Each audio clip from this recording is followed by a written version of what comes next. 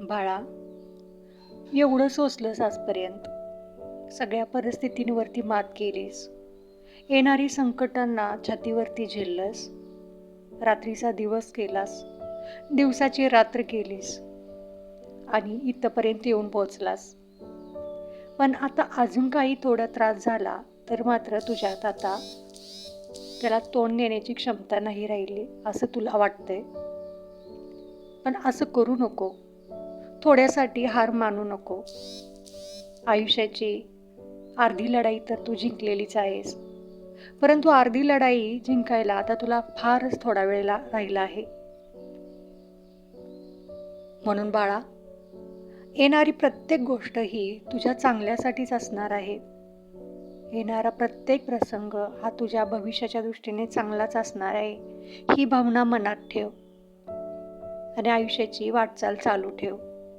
मला माहिती आहे तू खूप खचलायस, खूप निराधार झालायस, कारण घरच्यांनी तुझी साथ सोडली, मित्रांनी तुझ्याकडे पाठ फिरवली.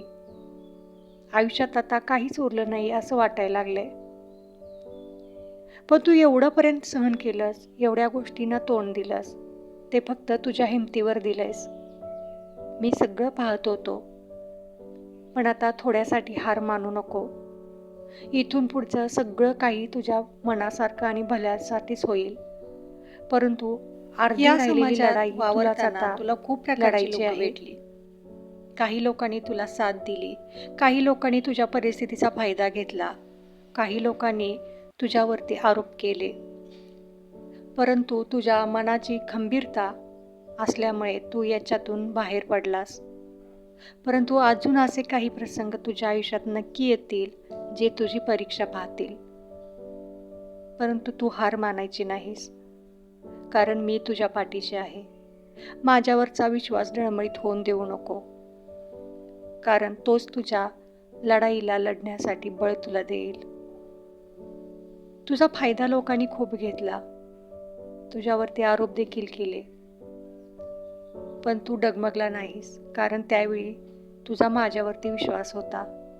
तोच विश्वास आता कायमस्वरूपी तसाच ठेवून आणि स्वतःवर देखील विश्वास ठेवून राहिलेलं काम पूर्ण कर.